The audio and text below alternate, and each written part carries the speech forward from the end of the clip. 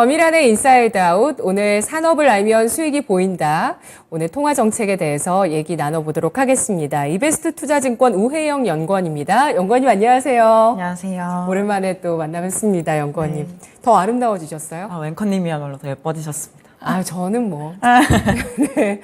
너무 아름답습니다. 자, 오늘 분석 들어보도록 하겠습니다. 자, 오늘은 어떤 주제 준비되어 있을까요? 화면 보시죠.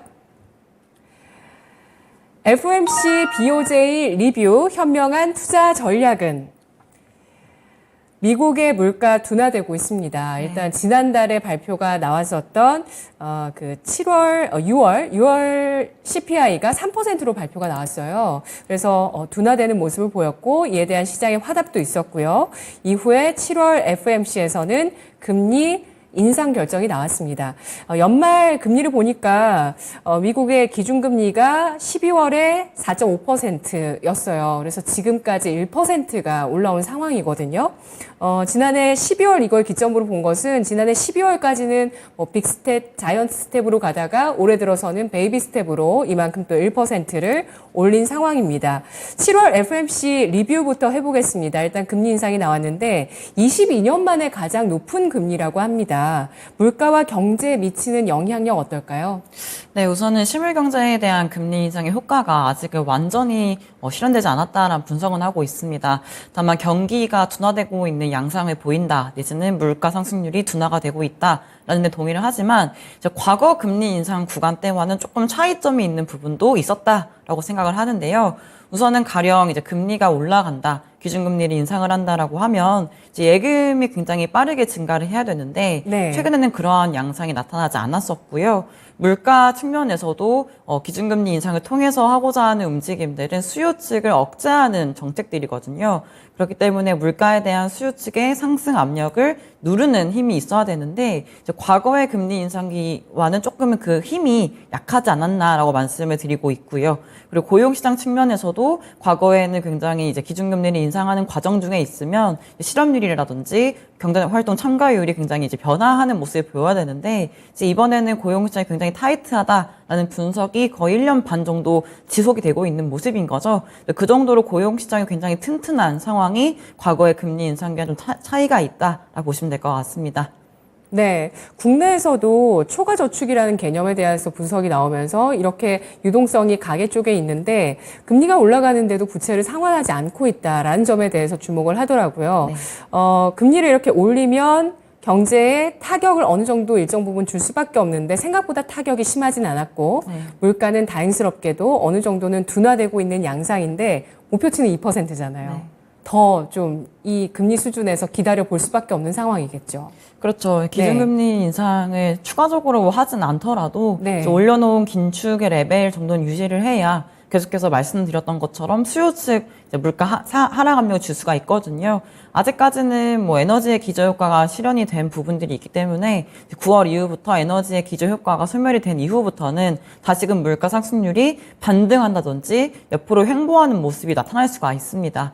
그렇기 때문에 연준 입장에서는 섣부른 인하를 단행하기보다는 올려놓은 기준금리를 유지하는 정책들을 생각보다 오랜 기간 끌고 갈 수 있다는 생각하시면 될 것 같고요. 지난 이제 7월 FOMC 기자회견에서도 파월 의장은 2025년도까지도 이제 2%의 물가 달성 못할 수도 있다는 입장을 보이고 있어요. 그만큼 물가의 흐름에 대해서 완전히 확실하게 명백하게 이 목표 수준까지 회귀를 할 거다라는 자신감이 생겨야 인하를 할 수가 있는 부분들일 거거든요. 결국에 이제 연준의 스탠스는 앞으로 이제 물가의 흐름이 떨어질 거다, 하락할 거다, 둔화될 거다라는 생각은 하지만 이러한 흐름들이 이어져서 끊임없이 이어져서 물가 목표 수준까지는 이제 안정적으로 흘러가겠다는 생각이 들어야 스탠스를 좀 전환할 수 있는 상황이다라고 보시면 될 것 같습니다. 네, 정말 이렇게 조금 전에 말씀하셨듯이 파월 연준 의장은 항상 시장에 힌트를 줍니다. 자기가 봤을 때 2%의 목표치까지 물가가 도달하려면 1년 이상은 더 걸려야 된다는 그 어떤 지켜보겠다는 그 가이드라인을 어느 정도 제시를 했습니다. 2025년까지 힘들 수도 있다라고 얘기를 했고요. 또 6월의 CPI가 2021년 3월 이후에 최저로 3%가 나오긴 했지만 또 7월의 CPI는 이보다 좀 높은 수준으로 전망치가 나오더라고요. 3.3% 정도 수준으로 나온 그 전망치를 봤었는데요. 계속 전망 지켜보시고요. 파월 연준 의장의 발언을 다시 한번 점검해 보도록 하겠습니다. 7월 FOMC 이후에 9월 점도표가 나오는 9월 FOMC를 우리가 가늠할 수밖에 없는데 일단 9월 FOMC의 금리 결정은 파월 연준 의장 발언에 따르면 데이터에 따라 결정할 것이다. 이렇게 얘기를 했고요. 그래서 인상 동결 모든 가능성을 열어놨다. 이런 평가들이 있었는데요. 연구원님이 보시기에 의미가 있었던 7월 FOMC의 주요 발언들 뭐라고 보실까요? 네, 일단은 연준 사람들도 사실은 사람이지 않습니까? 그래서 뭐 전망을 하는 데에는 한계가 있을 수밖에 없고요. 네. 여전히 지금은 뭐 물가 상승률이 목표 수준을 뛰어넘고는 있긴 하지만 굉장히 빠른 속도로 둔화가 됐던 모습이 6월 달에 확인됐습니다. 만약에 이제 추후에 렌트비 부분도 하락세가 이어진다라고 하면 네. 오히려 생각보다 물가가 더 빠른 시간 내에 이제 안정이 될 수가 있는 문제고요. 다만 예상보다 또 렌트비가 떨어지는 속도가 더디다라고 하면 생각보다 또 물가가 높은 수준으로 더 오랜 기간 끌어나갈 수가 있다는 생각하시면 될 것 같아요. 그래서 당연히 이제 데이터가 어떻게 나오는지에 따라서 연준의 스탠스가 조금은 바뀔 수가 있다는 생각하시면 될 것 같은데 그러한 것들을 감안을 했을 때 연준 의장 역시도 호키시한 발언 내지는 도비시한 발언을 섞어서 좀 했던 것 같습니다. 호키시한 발언들 제가 좀 말씀을 드리면은요, 인플레이션이 목표 수준으로 돌아가려면 갈 길이 멀었고 인플레이션 관련 단일 수치에 너무 많은 시그널을 받는 것에 주의를 할 거다라는 얘기를 함으로써 지난 6월달 CPI 숫자가 낮게 나온 거에 대해서 조금은 중립적인 스탠스에서 보겠다는 얘기를 한 거고요.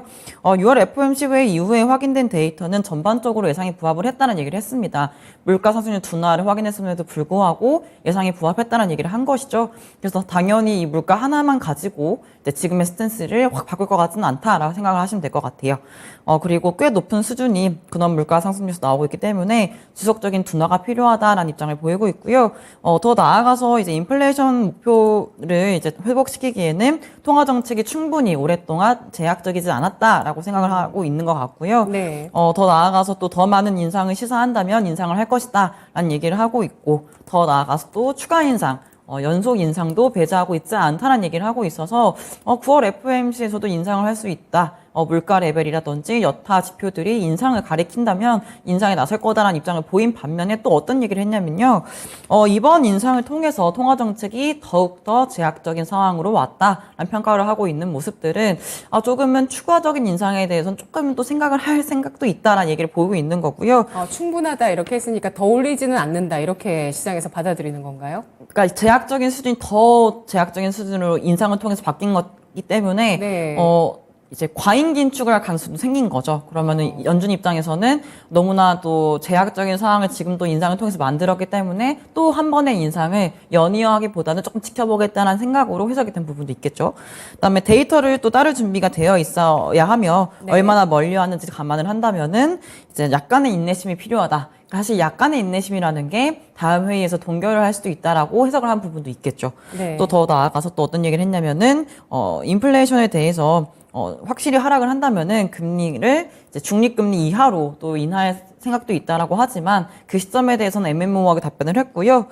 이번 회의와 다음 회의에 대해서 연준위원들 간의 의견이 굉장히 확인이 되었다. 의견이 다양했다는 얘기를 했습니다. 지난 6월달 FOMC 생각을 해보시면요. 동결 결정을 했습니다. 하지만 의사록을 보면요. 인상을 생각한 사람들도 있었습니다. 동결을 생각한 사람도 있었고요. 그만큼 이견이 있었던 다음 회의, 7월 회의에서는 동결이 아니라 인상을 선택을 했죠. 이번 회의에서 뭐 다양한 의견이 있었다는 거는 어떤 위원들은 동결을 아마 주장을 한 사람도 있었을 거예요. 그만큼 인상과 동결이라는 의견을 굉장히 여러 명의 위원들이 여러 가지 의견을 내고 있는 상황인 만큼 다음 회의에서는 뭔가 일치하는 답변이 없을 수도 있다는 생각하시면 될 것 같습니다. 그래서 일각에서는 동결에 대한 기대감을 높이는 발언으로 본 것 같고요. 노동시장에 대해서도요, 더 많은 수요와 공급의 밸런스, 더 나은 그 균형을 찾아가는 징후가 보이고 있다는 얘기를 계속해서 하고 있습니다. 가령 이제 프라임 에이지라고 하는 네. 25세에서 55세까지 그 가장 많이 경제활동을 참가하는 사람들의 경제활동 참가율이 올라갔다라는 부분이라든지 구인율, 뭐 구진율, 퇴진율 이런 것들에 대한 움직임, 명목임금 상승률의 둔화 이런 것들이 이제 앞으로 노동시장이 조금 더 나은 균형점으로 가는 징후다라는 얘기를 계속해서 하고 있는 모습이에요. 연준의 목표는 최대 고용과 물가 안정입니다. 네. 당연히 물가 안정 측면에서는 2%로 하회 1%로 가는 것들을 지금 확인해야 되는 거고요. 노동시장 최대 고용 측면에서는 실업률이 한 4% 중반대까지 올라가지 않도록 하는 것들이 목표거든요. 아직까지는 잘 지켜주고 있는 모습이지만 이제 노동시장의 수급이 더 밸런스가 맞아가느라는 얘기 얘기는 실업률이 조금씩 올라가는 모습이 나타날 수밖에 없다는 얘기입니다. 그렇게 됐을 경우에는 연준도 긴축을 계속 많이 강하게 하는 것이 아니라 어느 정도 달성이 된 이후부터는 긴축의 강도를 조정하는 필요성이 있을 거거든요. 물론 연내에 그런 움직임은 아니겠지만 내년도 상반기쯤에 금리 인하해야 되는 이유 중에 하나는 이러한 긴축의 강도 조정하는 측면에서 인하를 할 수도 있다. 이 정도 보시면 될 것 같아요. 네. 연준이 목표하는 바를 어느 정도 달성해 가고 있다는 생각은 드는데, 예, 종합하면 그렇지 않나요? 그런 생각이 드는데, 연준은 어쨌든 물가를 완전히 잡기까지 제약적인 이런 금융 환경을 계속 유지하면서 잘 중립적으로 지켜보겠다라는 관점을 얘기하면서 그래서 매파적인 포인트와 비둘기파적 포인트가 모두 나왔었던 7월 FOMC가 마무리가 됐습니다. 전체적으로 시장에서는 일단 뭐 CPI 발표 이후 전후로 해서 굉장히 위험자산 선호 심리가 나왔고요. 7월 FOMC 회의 결과 나오고 나서는 또 골디락스에 대한 여러 또 기대감들, 이야기들도 많이 나왔습니다. FOMC 이후에 시장이 어떤 반응을 보였다고 판단하시나요? 우선은 시장은 여전히 연준을 믿지 않는 것 같습니다. 네. 연준에서는 분명 6월달 점도표에서는 5.75까지 금리를 인상을 하겠다라는 것들을 시사하고 있고, 추가적인 인상도 뭐 데이터가 가리킨다면 인상을 할 거다라는 얘기를 했음에도 불구하고, 시장의 컨센서스라고 할까요? 뭐, CME 패드와치라든지 블룸버그에서 확인할 수 있는 향후 통화정책의 경로를 보시면은, 인상이 이제 끝났다라는 인식이 굉장히 우세합니다. 결국에는 시장과 연준 간의 괴리가 여전히 있는 거죠. 전망에 대해서. 그러면은 연준의 이러한 매파적인 호키시한 발언이 있었음에도 불구하고 오히려 시장에서는 도비시한 발언이라든지 추가적인 인상은 없다라는 시각을 조금 더 우세하게 가져감으로써 인상은 끝났다는 생각들을 더 많이 하는 것 같아요. 그럼 결국에 물가 둔화 그리고 기준금리 인상 종료 이런 것들을 반영을 한다면 채권시장 측면에서도 금리가 더 올라가기보다는 오히려 안정세 내지는 하방 압력이 커질 수가 있다는 생각을 하시는 것 같고요. 주식시장 측면에서도 오히려 경제가 굉장히 양호한 상황에서 견조한 상황에서 금리 인상이 끝난다라고 하면 이제 주식시장에서도 이제 위험 선호에 대한 선호 심리가 올라갈 수 있는 부분들이 있겠죠. 그럼 결국에는 지금 시장의 생각은 연준이 추가 인상 못한다는 생각이 조금 더 우세한 것 같다. 결국에 연준을 신뢰하지 않는 모습이 이어진다라고 보시면 될 것 같습니다. 네, 뭐 한 번 남으면 다 한 거 아닌가요? 뭐 그렇게 볼 수는 있죠. 네, 그렇게 볼 수도 있을 것 같고 그리고 무엇보다 이렇게 미국의 국채 수익률, 장단기 수익률 자체가 굉장히 안정세를 보이고 있다는 점은 연준을 신뢰하지 않는다라고도 표현하셨지만 시장이 안정감이 있다 이렇게도 볼 수 있는 거죠. 그렇지만 이제 장기물과 단기물의 역전폭이 굉장히 확대가 되어 있는 상황이지 않습니까? 그러니까 원래는 경기가 정말 연준이 얘기하는 대로 내지는 시장이 기대하는 것대로 골디락스, 연착륙이 달성된다라고 하면 사실 지금의 기준금리 역전폭이 확대되고 있는 건 사실 말이 안 돼요. 사실 역전폭이 확대가 되는 것들을 향후에 이제 기준금리 인상이 끝나고 곧바로 이제 인하나든지 경기가 나빠진다는 전망이 들어섰을 때 장기물이 낮아지는 부분들이 있을 거거든요.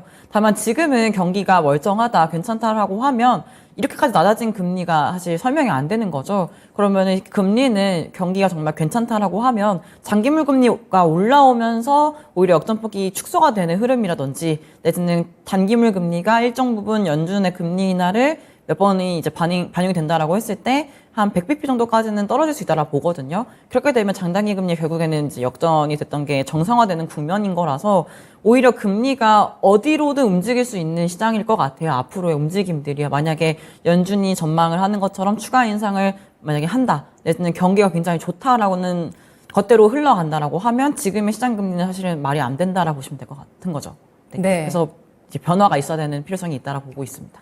그러면 그 장단기 금리 역전 현상이 해소가 되려면 금리 인하가 나와야지 해소되는 거라고 보시나요? 단기물이 떨어지면서 해소가 되려면 금리 인하가 있어야 되는 거고요. 경기가 굉장히 좋고 연착륙이고 골디락스다라는 생각이 더 확인이 하반기까지 되면요. 이제 기준금리 인하는 더 하기 어려워지는 거지 않습니까? 그러면은 장기물 금리가 올라와줘야죠. 경기가 나빠질 거다 내지는 기준금리 인하가 내년에 있겠지라는 생각들이 반영되면서 떨어진 걸 텐데 그런 것이 아니라 정말 경기가 좋고 물가가 한 중물가가 이어진다는 생각이 잡혀지면서 앞으로 흘러간다라고 하면 떨어졌던 장기물 금리가 올라오면서 이제 역전폭이 해소가 될 수 있는 부분도 있습니다. 다만 이제 장기물이 올라오면서 해소가 되는 경우에는 이제 채권 시장에서는 정말 안 좋은 소식일 거고요. 왜냐하면 장기물 금리가 단기는 고정되어 있는데 장기물 금리가 올라오는 거여가지고 일드 커브가 플랫해지는 거지 않습니까? 그러면 장기물 금리 측면에서 올라가는 것들은 채권 시장이 바라봤을 때 금리가 일단 전반적으로 올라가는 걸로 해석이 될 수가 있기 때문에 가격이 떨어지는 거죠. 그럼 채권 시장은 좀 안 좋은 소식일 거고, 오히려 장기물 금리가 올라가는 측면이 되면은 뭐 일부 IT나 이런 좀 기술주는 안 좋을 수는 있겠습니다만은 경기에 대해서 굉장히 긍정적인 평가가 나올 수 있는 부분이어가지고 이제 위험자산 선호에 대해서는 굉장히 더 좋아질 수 있는 흐름이 될 수가 있을 것 같아요. 네, 이렇게 미국의 국채 수익률의 흐름, 특히 장단기 금리 역전 현상을 봤을 때는 지금 미국의 국채 시장에서는 미국의 통화 정책과 경제 상황에 대해서 불확실성을 반영하고 있다. 네. 이렇게 볼 수 있겠네요. 그렇죠. 아직까지 네. 그런 것 같습니다. 네, 그러면 남은 FOMC 관전 포인트 체크해 보도록 하겠습니다. 다가오는 9월의 FOMC에서는 점도표가 있고 또 10월 말, 12월 이렇게 세 차례 FOMC가 남아있는데 점도표 인상 가능성 있을까요? 만약에 9월 달에 금리를 동결을 만약에 한다라고 하면 추가적인 점도표가 올라가는 일은 굉장히 가능성이 희박하다라 보고 있습니다. 하지만 연준에서 추가적인 인상을 9월 달 단행을 하게 됐을 때 그때 이제 추가적으로 점도표를 올리냐라고 하면 그것도 어려울 것 같고요. 그래서 결론은 추가적인 점도표의 상향 조정은 굉장히 가능성이 낮아 보인다라 말씀을 드리고 있고요. 이제 앞으로 또 주목하셔야 되는 지표들은 당연히 두 번의 고용 지표와 두 번의 물가 지표가 나올 겁니다. 그러한 것들을 보면서 연준이 얘기하는 대로 정말 고용시장이 탄탄한 견조한 시장이 계속해서 이어질 것인지 실업률이 굉장히 빠르게 상승하지 않을 것인지들을 확인을 하셔야 될 것 같고요.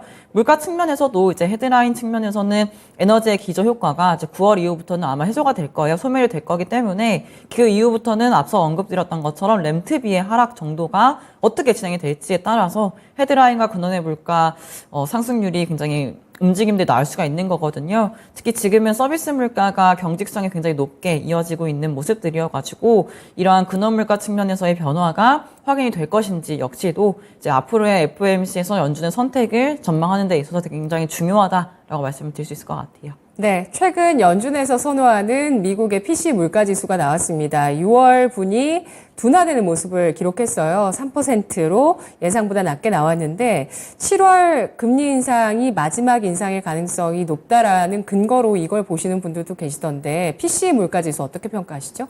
네, 헤드라인 물가 지표 측면에서는 3.8에서 2.97, 3%로 떨어졌고요. 근원 물가의 경우에도 4.58에서 4.10으로 떨어졌습니다.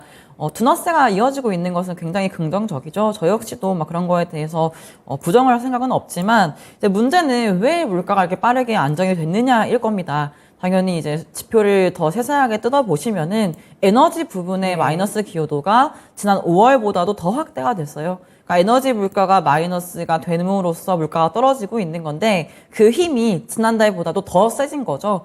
문제는 그러한 움직임들이 앞으로도 이어질 것이냐라는 것인데 사실 그렇지 않다라는 거죠. 물가 같은 경우는 이제 YOY 전년 동기 대비해서 얼마만큼 상승했는지를 보는 것 않습니까? 물가 상승률 측면에서 에너지가 마이너스 기여도를 계속 확대를 하려면 에너지, 특히 뭐 유가가 40불, 30불 이렇게 쭉 떨어져야 되는 움직임이 나와야 되는데 그런 거 아니지 않습니까? 오히려 지금은 유가의 추가적인 상승에 대한 우려감이 나오고 있는 만큼 이 에너지의 기여도가 추가적으로 확대되는 움직임들이 계속해서 연말까지 이어질 거다라고 보기는 어렵기 때문에 이 에너지의 기저 효과가 소멸된 이후부터는 어떻게 될 건지가 굉장히 중요하다라 말씀드리고 있고요. 계속해서 반복드리지만 렌트비가 이제 3분기 이후부터는 하락세가 나타날 거다라는 전망이 우세합니다. 다만 그 전망 측면에서는 이 정도가 있을 텐데 이 렌트비의 하락 정도가 전망 경로대로 흘러간다라고 하면 연준에서 얘기하는 것처럼 근원 물가 측면에서는 4분기에 3.9라는 숫자를 내고 있는 거고요. 그러니까 4%대 3% 후반대 정도 나온다는 거죠. 그럼 결국에 그렇게까지 빠르게 둔화가 되는 건 아니거든요. 그러면은 연준에서는 당연히 이 물가 지표를 가지고도 추가 인상은 안 하겠지만 그래도 이제 추가적인 긴축 측면에서 유지는 해야 된다. 기존의 스탠스는 이어나가야 된다는 정도는 얘기를 할 겁니다. 그래서 저는 이제 6월달, 7월달 지표가 빠르게 둔화되더라도 이거를 이제 속아서는 안 된다. 에너지의 하락 때문에 떨어진 것인지 이제 앞으로의 움직임이 어떻게 될 건지는 그 이후부터 더 중요하다라는 생각을 하고 있습니다. 네, 우리 금융통화위원회도 7월에 있었습니다. 7월 13일 있었고 남아있는 게 세 차례인데요. 7월 금통위 때 금리 동결로 결정이 됐습니다. 긴축 기조가 계속 그래도 미국 쪽에서 이어지고 있는데 그리고 우리도 계속 높은 금리 수준이죠. 3% 중반이니까 꽤 높은 수준인데 주담대를 중심으로 가계부채 규모가 계속 늘어나고 있는 상황이거든요. 한국은행이 금리 인상 기조로 돌아설 가능성이 있을까요? 저는 일단 어렵다고 결론부터 말씀드리면 어려운 것 같고요. 네. 다만 추가 인상을 할 수 있는 상황은 아마도 두 가지일 겁니다. 첫 번째 상황은 연준에서 기준금리를 점도표에서 시사한 것 이상으로 인상을 할 경우에 환율의 움직임이 생길 수가 있기 때문에 추가적인 인상이 단행이 해야 된다라고 말씀드리고 있는 거고 네. 두 번째 상황은 앵커님 말씀 주신 것처럼 가계부채가 다시금 상승을 해서 GDP 대비 비율이 다시금 상승하는 추세가 나왔을 때 한국은행이 대응을 할 수 있다라 보고 있긴 하지만 이 두 가지 모두 사실은 지금 상황에서는 그렇게까지 가능성이 높아 보이지는 않고요. 연준 역시도 뭐 해봤자 한 번 정도 인상하고 종료하겠지라는 생각들이 너무나 지금 우세한 상황인 거고요. 이제 이러한 전망이 반영되어 있는 달러 환율 움직임 측면에서도 원달러 환율이 이제 작년 10월 달만큼 급등하는 상황이 재현될 것 같아 보이지 않지 않습니까? 그렇기 때문에 이제 한국은행이 뭐 이러한 연준이라든지 환율 움직임 때문에 이제 인상을 바로 해야 되는 상황은 아닌 것 같고요. 이제 가계부채 측면에서도 최근에 주담대를 중심으로 올라오긴 했습니다만은 이게 GDP 대비해서 다시금 추세가 상승하는 추세가 나타난 건 아니다라 분석을 하고 있어서 네. 아직까지는 대응할 만큼은 상황은 아니다라 말씀을 드리고 있고요. GDP 대비 가계대출 비율이 낮아졌네요. 네. 왜냐면은 기준금리를 인상을 함으로써 일부 가계부채가 이제 디레버리징, 상환된 부분이 있을 겁니다. 네네. 네. 그런 부분들 때문에라도 GDP 비율이 올라갔을 거고요. 그다음에 작년과 재작년 보시면 코로나 때문에 GDP가 감소를 했잖아요. 그럼 그러한 것들을 고려했을 때 이제 당연히 GDP도 올라온 부분이 있겠죠. 그래서 비율이 떨어진 부분이 있지만 이제 앞으로 가계부채가 또 상승을 해서 이 비율이 올라간다라고 하면은 대응을 네. 하겠지만은 아직은 요 추세가 나타나고 있지 않다는 분석이 나오고 있고요. 네, 그래서 아직은 이제 한국은행이 가계부채 때문에 금리를 추가적인 인상을 단행할 만큼의 상황은 아닌 것 같다라 말씀을 드리고 있습니다. 그리고 이제 지난 6월 8일에 또 금융통화 보고서가 나왔었는데 이때 이제 통화신용정책 보고서에서 금융불안 대응기로 접어들었다는 얘기를 하고 있어요. 금융불안 대응기로 들어설었다는 얘기는 이제 앞으로 추가적인 금융불안이 생겼을 경우에 대응을 해야 되는 상황이기 때문에 가령 부동산 시장 경착륙, 부동산 시장 뭐 PF 문제, 가계배출, 뭐 부실 이런 것들이 나타날 수 있을 가능성이 아직 리스크로 언급이 되고 있거든요. 그럼 당연히 이제 추가적인 인상이 어려운 시기일 수밖에 없는 거죠. 그럼 이제 한국은행에서 할 수 있는 거는 추가 인상을 하는 것이 아니라 지금의 스탠스를 유지함으로써 긴축의 얘기 정도를 해주는 측면일 수밖에 없지 않을까라는 생각을 하고 있습니다. 네, 현재 우리나라 기준금리는 3.5%, 한미 금리차가 2%포인트로 역대 최대로 벌어져 있는 상태입니다. 현재 GDP 대비 가계부채의 비율 그리고 또 미국의 추가적인 금리 인상 더 나오는지 여부에 따라서 한국은행 결정할 것으로 보셨고요.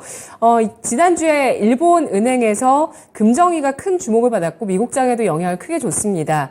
여기서 일단 뭐 금리 동결하고 YCC 정책도 유지했는데 수정한 부분이 있었죠. 10년물 국채 수익률에 대해서 1%까지 허용한다. 기존의 0.5에서 1%까지 허용한다라고 밝히게 되면서 이게 이제 긴축으로 전환하는 어떤 그 뱃머리를 돌리는 그런 정책의 방향의 변화다라고 해서 주목을 했는데 어떻게 분석하실까요?